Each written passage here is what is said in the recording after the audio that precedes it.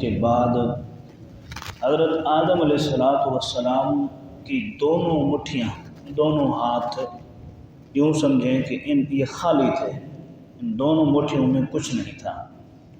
تو حضرت آدم علیہ السلام نے ثم باسطہ، آپ نے اپنے ہاتھوں کو کھولا، اپنی مٹھیاں کھولی، تو ان مٹھیوں کے اندر حدیث پاک میں الفاظ ہیں فَإِذَا فِيهَا آدَمُ وَذُرِّيَّتُهُ، تو آپ کی دونوں مٹھیوں میں حضرت آدم علیہ السلام کی اولاد جو قیامت تک آتی رہے گی وہ آپ کی ان دونوں مٹھیوں میں موجود تھے۔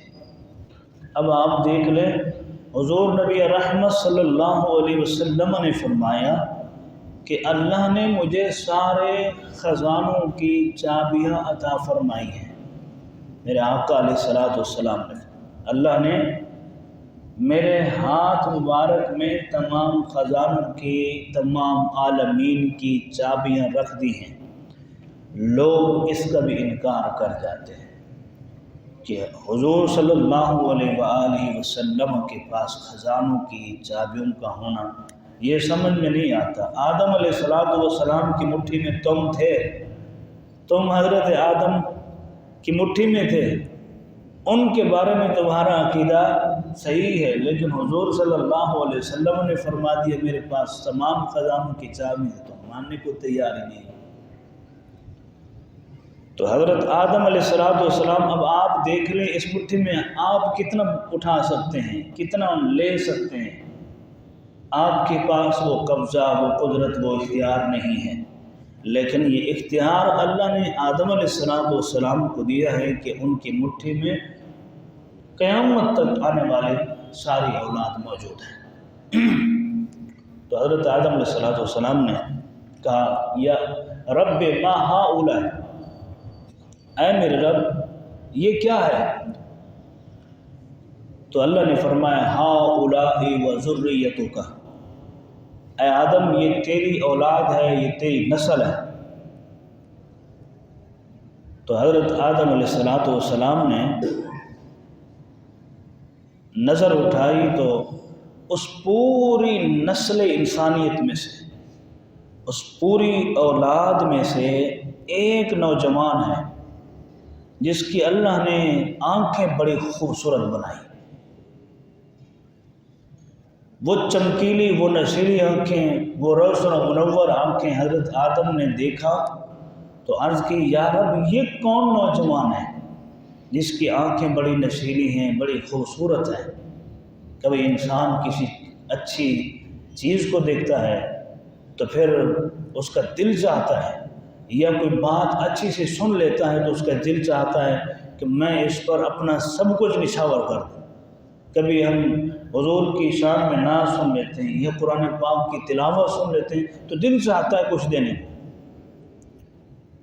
تو حضرت آدم علیہ السلام نے جب ان کو دیکھا تو ان کی آنکھیں ان کو پسند آئیں، تو حضرت آدم نے عرض کی یا رب العالمین میری جو عمر 1000 سال تو نے مقرر فرمائی ہے اس میں سے 60 سال عمر میں اس نوجوان کو دینا چاہتا ہوں۔ اس عمر میں سے 60 سال میں اس نوجوان کو دینا چاہتا ہوں۔ وہ نوجوان تھے حضرت داؤد علیہ السلام، میں ان کو دینا چاہتا ہوں۔ بہرحال یہ سلسلہ چلتا رہا، آدم علیہ السلام کا وقت آیا، انبیاء کا سلسلہ تو بعد تک رہا۔ اب حضرت آدم علیہ السلام کے سال و ماہ زندگی کے پورے ہو گئے۔ فَأَتَاهُ مَلَكُ الْمَوْتِ، ملک الموت حضرت آدم علیہ السلام کے پاس آئے تو حضرت آدم نے پوچھا کیوں آئے ہو؟ تو انہوں نے کہا کہ میں اللہ کے حکم سے آپ کی روح قبض کرنے کے لیے آیا۔ تو حضرت آدم نے کہا تجھے پتہ نہیں ہے میرے ابھی 60 سال باقی ہے، میرے ابھی 60 سال باقی ہیں۔ تو فرشتے نے کہا کہ یا آدم، اے آدم علیہ السلام، وہ 60 سال تو آپ نے حضرت داؤد علیہ السلام کو دے دیے تھے۔ میری بات کو آپ غور سے سنیں، آپ نے وہ 60 سال تو حضرت داؤد علیہ السلام کو دیے ہوئے ہیں، تو پھر آپ کیسے جو ہے وہ 60 سال لینا چاہتے ہیں؟ انسان کو زندگی بڑی پیاری ہوتی ہے نا۔ حضرت موسیٰ علیہ السلام کے پاس اسرائیل ہے، تو حضرت موسیٰ نے کہا کیا کرنے آئے ہو؟ کہا روح قبض کرنے کے لیے آئے ہوں۔ تو حضرت موسیٰ نے تھپڑ لگا دیا، فرشتے کو تھپڑ لگا دیا، وہ ملک الموت جسے آپ دیکھ ہی نہیں سکتے، جسے آپ محسوس ہی نہیں کر سکتے، لیکن حضرت موسیٰ نے اسے کس کے تھپڑ لگا، بلکہ آنکھ پھوڑ دی۔ ان کے تھپڑ میں اتنی پاور اور طاقت تھی۔ تو حضرت اسرائیل نے پھر اللہ کی بارگاہ میں عرض کی، یا رب، جن کے پاس مجھے بھیجا آپ نے، وہ تو روح اپنی قبض کرنے ہی نہیں دیتا۔ تو اللہ نے فرمایا پھر جائیے ان کو کہیں ایک جانور یعنی ایک بیل کی پشت پر آپ ہاتھ پھیریں، اس پشت کے اوپر جتنے بال ہیں، پھر جب آپ ہاتھ پھیریں گے آپ کے ہاتھ کے نیچے جتنے بیل کی پشت کے بال آئیں گے اس کے برابر ہم آپ کی عمر بڑھا دیں گے۔ چہیتے نبی تھے اللہ کے۔ تو حضرت اسرائیل پھر آئے، کہا کہ اللہ فرما رہے ہیں کہ آپ جانور کی پشت پر ہاتھ پھیریں تو ہم آپ کی عمر کو بڑھا دیں گے۔ تو پھر حضرت موسیٰ نے کہا اس کے بعد پھر کیا ہوگا؟ تو اسرائیل نے کہا کہ اس کے بعد پھر موت ہوگی۔ تو پھر حضرت موسیٰ نے کہا کہ جب مجھے کل ہی جانا ہے اور آج ہی جانا ہے، پھر آؤ اللہ کے حکم کی تعمیل کرو تو میرے روح قبض کر لو۔ تو یہاں حضرت آدم علیہ السلام کے پاس آئے فرشتے، انہوں نے کہا کہ آپ کی روح قبض کرنے، کہا میرے 60 سال بھی باقی ہیں، تمہیں یاد نہیں کیا؟ حضرت ملک الموت نے کہا کہ مجھے یاد ہے، آپ کو یاد نہیں ہے۔ آپ نے داؤد علیہ السلام کو 60 سال دی، تو حضرت آدم علیہ السلام نے یہاں انکار کر دیا، کہا کہ بھئی میں نے کوئی 60 سال نہیں دیے، حالانکہ دے چکے تھے، میں نے 60 سال نہیں دیے۔ ملک الموت نے انہیں یاد دلا، لیکن ان کو یاد نہیں آیا، وہ انکار کرتے رہے۔ اب حدیث کے آخری الفاظ سنو۔ اللہ رب العالمین نے ارشاد فرمایا کہ آدم علیہ السلام نے انکار کیا، لہذا قیامت تک ان کی آنے والی اولاد کی طبیعت میں، ان کے نیچر میں بھی انکار پایا جاتا رہے گا۔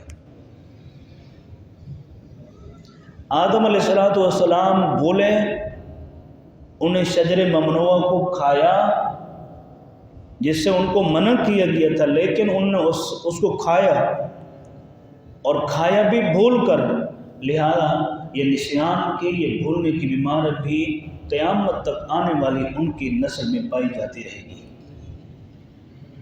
یہ دو چیزیں، انکار بھی اور بھولنے کی بیماری بھی، یہ دونوں ہم میں ہیں کہ نہیں ہیں؟ آپ بتا رہے ہیں۔ یہ دونوں چیزیں، انکار اور بھولنا، یہ دونوں چیزیں ہمارے اندر پائی جاتی ہیں۔ یہ جو دونوں چیزیں حضرت آدم علیہ السلام کی طبیعت میں اللہ نے رکھ دی تھی۔ اب اس کے بعد پھر اللہ رب العالمین نے فرمایا کہ اب سے لکھنا شروع کر دو، اب سے لکھنا شروع کر دو کہ ان کے اعمال کب سے لے کر کب تک، کتنے اور کیسے، اس وقت سے پھر ہر انسان کے اعمال کے لکھنے کا سلسلہ اللہ نے مقرر فرما دیا، تاکہ کل کو یہ پھر انکار نہ کرے۔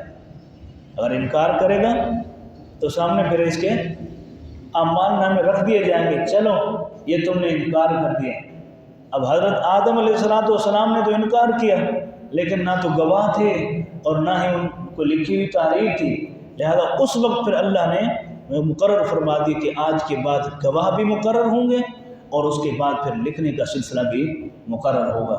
اسی لیے ہمارے کندھوں پر اللہ نے فرشتوں کو رکھا ہوا ہے، لیکن وہ بیٹھے ہوئے ہیں، لیکن ان کے وزن کو ہم محسوس نہیں کر سکتے، ان کے وزن کو ہم محسوس نہیں کر سکتے، بیٹھے ہوئے ہیں، لکھ رہے ہیں، لکھتے جا رہے ہیں۔ ہماری زندگی کا اختتام ہوگا، وہ اپنے اعمال نامے پورے کر لیں گے، ہماری زندگی کا اختتام ہوگا، وہ ہمارے کندھوں سے اتر جائیں گے، ورنہ آپ کے ہر قول، ہر فعل، ہر عمل کو وہ لکھ رہے ہیں اور اللہ کی بارگاہ میں وہ کل پیش کریں گے۔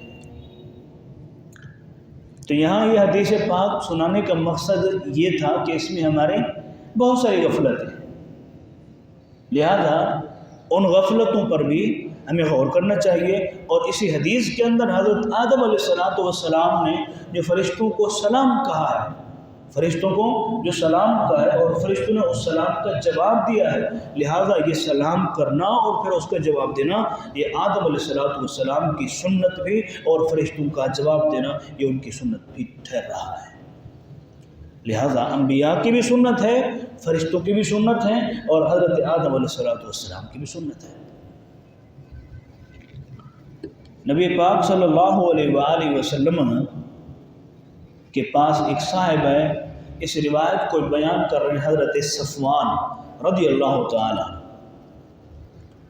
وہ فرماتے ہیں کہ ایک صاحب آئے اور آ کر کے انہوں نے حضور صلی اللہ علیہ وآلہ وسلم کی خدمت میں آنا چاہا، تو آپ صلی اللہ علیہ وسلم کی خدمت میں جیسے آئے تو انہوں نے سلام نہیں کیا اور نہ سلام کے بعد جس طرح سے اجازت طلب کی جاتی ہے وہ اجازت بھی نہیں طلب کی، یعنی کہ بلا جھجک وہ اندر آ گئے۔ تو آپ صلی اللہ علیہ وسلم نے ان کو نکال باہر کیا، ان کو فرمایا تم باہر چلے جاؤ، باہر نکل جاؤ، تم سلام کرو، سلام کے بعد پھر تم مجھ سے اجازت طلب کرو کہ کیا میں آپ کی خدمت میں آ سکتا ہوں یا نہیں آ سکتا۔ تو وہ حضور صلی اللہ علیہ وسلم نے ان کو باہر کیا، پھر انہوں نے سلام کہا السلام علیکم یا رسول اللہ صلی اللہ علیہ وسلم ادخلوا، یا رسول اللہ صلی اللہ علیہ وسلم آپ پر سلام ہو، کیا میں اندر آ سکتا ہوں، مجھے اجازت ہے؟ تو آپ صلی اللہ علیہ وسلم نے سلام کا جواب بھی دیا اور فرمایا اب تم میرے پاس آ جاؤ۔ یہ آپ صلی اللہ علیہ وسلم نے سلام کے آداب میں سے ایک بہترین ادب سکھایا ہے کہ جب اگرچہ تمہیں اتنا اندازہ ہے کہ میں جس کے پاس جا رہا ہوں، جس کے گھر جا رہا ہوں، مجھے وہ روکے گا نہیں، مجھے وہ منع کرنے والا نہیں ہے، لیکن آپ پر تو یہ لازم ہے کہ آپ جس کے پاس جا رہے ہیں اسے سلام کریں اور سلام کے بعد آپ ان سے اجازت طلب کریں۔ یہ تو آپ پر شرعی ذمہ داری ہے، آپ نے اس شرعی ذمہ داری کو پورا نہیں کیا، لہذا آپ کو روکا کیوں جا رہا ہے؟ روکا اس لیے جا رہا ہے کہ آپ بغیر پوچھے، بغیر اجازت طلب کیے اگر کسی کے گھر میں داخل ہو گئے اور گھر والے ایسے ہی بیٹھے ہوئے ہیں، بچیاں ہیں، نوجوان عورتیں ہیں اور ان کے سر پر دوپٹہ نہیں، یا وہ گھر کے اندر غسل کر رہی ہیں یا گھی دے رہی ہیں اور تم اوپر سے جا کر کے ٹپک گئے، یہ اسلام اس بات کی اجازت نہیں دیتا۔ لہذا آپ صلی اللہ علیہ وسلم کے گھر پر ایک شخص آیا تو دروازے میں جو لکڑی کا دروازہ ہوتا ہے اس میں چھوٹے چھوٹے سوراخ ہوتے ہیں، تو وہ حضور صلی اللہ علیہ وسلم اپنے گھر میں بیٹھے ہوئے تھے، وہ دروازے کے سوراخ میں سے یوں آنکھ رکھ کر کے دیکھ رہا تھا، حضور کے گھر کے اندرونی حالات کو دیکھ رہا تھا۔ تو نبی کریم صلی اللہ علیہ وسلم کو پتہ چلا تو آپ صلی اللہ علیہ وسلم تیر لے کے اس کے پیچھے دوڑے، وہ بھاگ گیا۔ حضور نے فرمایا اگر تم یہاں کھڑے رہتے تو میں اس تیر کے ساتھ یا اس کنکر کے ساتھ، اس پتھر کے ساتھ تمہاری آنکھ پھوڑ دیتا، جس آنکھ کے ساتھ تم نے میرے گھر کے اندرونی حالات کا جائزہ لینے کی کوشش کی۔ اب آپ دیکھ لیں یہ کتنا گھناؤنا جرم ہے، کتنا گھناؤنا عمل ہے کہ کسی کے گھر کے اندرونی معاملات کو انسان کسی بھی طرح سے دیکھنے کی کوشش کرے۔ اب تو حالات ہی اور ہو گئے، اب تو حالات ہی اور ہو گئے۔ اب انسان اگر کسی کے گھر میں چلا بھی گیا، خاص طور پر نوجوانوں کی جو طبیعت ہے، کیا کرتے ہیں کہ بعد میں ہمیں آنے کا موقع ملے یا نہ ملے، موبائل نکال کر کے تصویریں کھینچ لیں۔ لوگ آ کر کے بتاتے ہیں کہ ہمارے ہی رشتے دار ہمارے گھروں میں آتے ہیں، ہماری بچوں کی تصویریں چوری چھپے لے کر کے چلے جاتے ہیں۔ تو آپ اندازہ کریں کہ کسی کے گھر میں جا کر کے کسی کی ماں بہن کی تصویر لینا یا اس کی ویڈیو بنانا اور پھر اسے اپنے پاس محفوظ کرنا یا اس کے ذریعے کسی کو بلیک میل کرنا۔ اب آپ بتائیں کہ کیا یہ شریعت کے تقاضوں میں سے کوئی تقاضا ہے؟ یہ تو آپ دوسروں کی عزت کے ساتھ کھلواڑ کر رہے ہیں، دوسروں کی عزت کے ساتھ آپ کھیل رہے ہیں۔ آپ بھی شادی بیاہ بھی جاتے ہیں، میں بھی آتا جاتا رہتا ہوں، لیکن آپ جب دیکھتے ہیں، نوٹ بھی کرتے ہوں گے کتنے ایسے نوجوان ہیں، تمہارا کیا کام ہے، تمہارا کیا تعلق ہے کہ دلہا دلہن کے پاس تم جا کر کے قریب کھڑے ہوتے ہو اور تم تصویریں بناتے ہو، اور اس ضمن میں دوسروں کی بچوں کی تم تصویریں لے کر کے ادھر ادھر سائڈ میں ہو جاتے ہو۔ تمہارا کام پورا ہو گیا، تم نے تصویر کھینچ لی اور تم آگے بڑھ گئے۔ میں جاتا رہتا ہوں نکاح پڑھانے کے لیے، ظاہر ہے نمازی حضرات مجھے بلاتے ہیں، تو یہ ساری کیفیات، یہ سارے صورتیں میں دیکھتا رہتا ہوں۔ اور میں نے آپ کو پہلے بتایا وہ کہ معاشرہ یہ میرا سب سے پہلا سبجیکٹ ہے، یہ میرا سب سے پہلا موضوع ہے۔ آپ کہیں گے کہ اتنی نظر بھی آپ کی تیز ہے، یقیناً میری نظر اس حوالے سے معاشرے پر بڑی تیز ہے کہ معاشرے کو میں اس نظر سے دیکھتا ہوں، اور یوں سمجھیں کہ شک کی نظر سے دیکھتا ہوں۔ تو یہ نظریں میری نوجوانوں پر پڑنا اور ان کی ان حرکات و سکنات کو دیکھنا، یہ اس وجہ سے نہیں ہے، یہ صرف اس وجہ سے ہے کہ شریعت اس بارے میں جو مجھے ذمہ داری دے رہی ہے، شریعت نے اس بارے میں مجھے جو آپ کو سمجھانے اور آپ کی تربیت اور تبلیغ کے متعلق مجھ پر جو ذمہ داری رکھی ہے، وہ میں اس ذمہ داری کو پورا کر سکوں۔ ہو سکتا ہے یہ بات کسی تک پہنچے اور وہ سمجھ جائے، عمل کر لے، تو یہ میرے لیے سب سے بڑا صدقہ جاری ہے، میرے لیے ثواب کا باعث ہے اور اگلے کے لیے نجات کا باعث ہے۔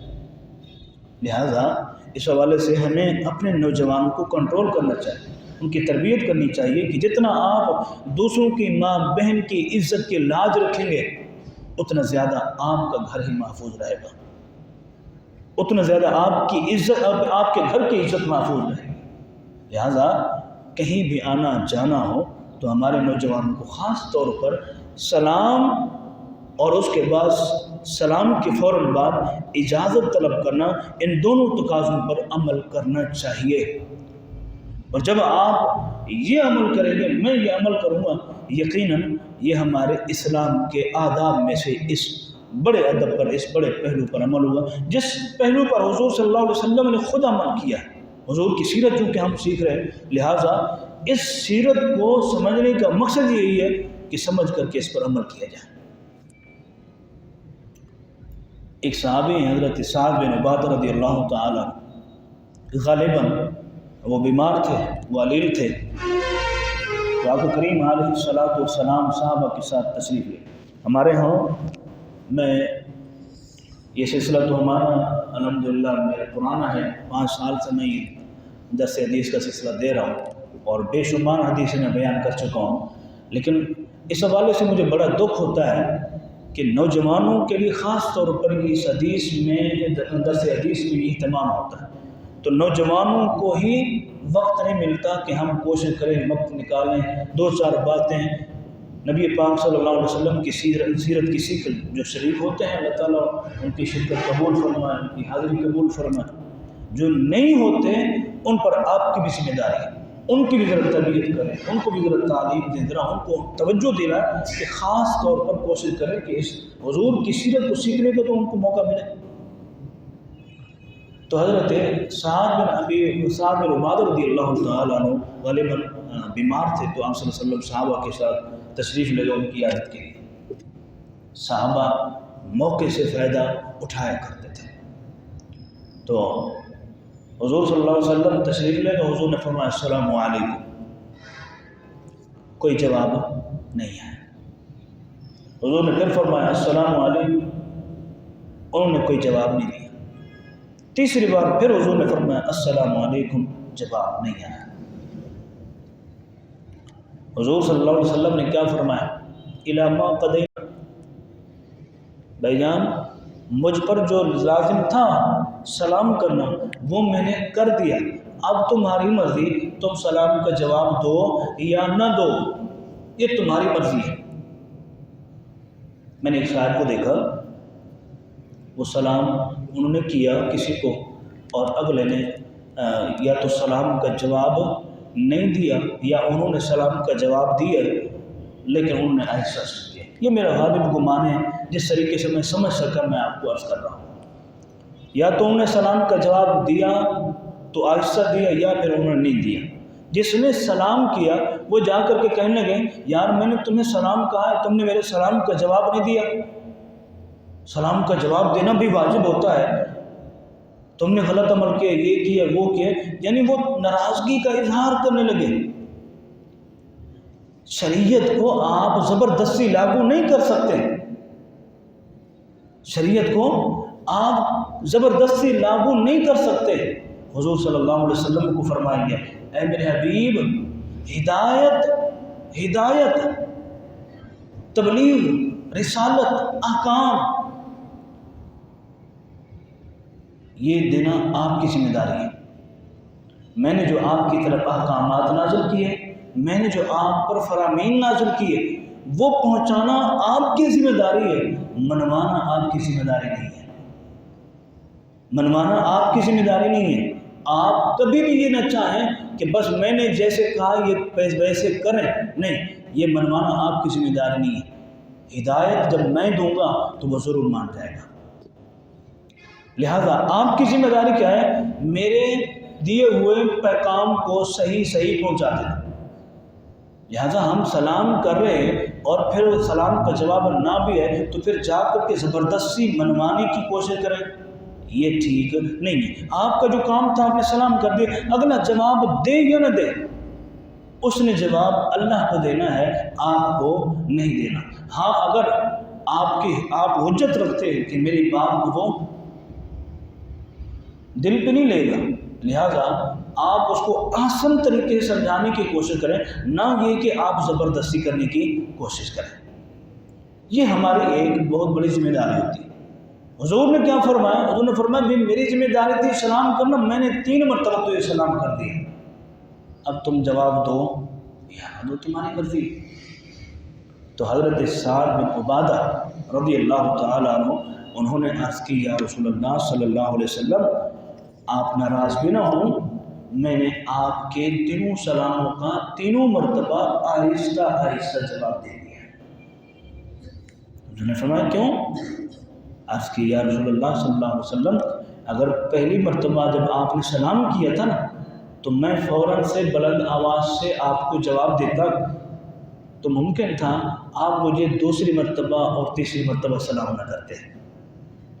آپ نے بار بار جو مجھے سلام کیا ہے، میں نے آہستہ سے جو جواب دیا ہے، میرا دل چاہ رہا تھا کہ آپ مجھے بار بار سلام بھیجیں، تو میں اس وجہ سے آہستہ سلام کا جواب دے رہا تھا۔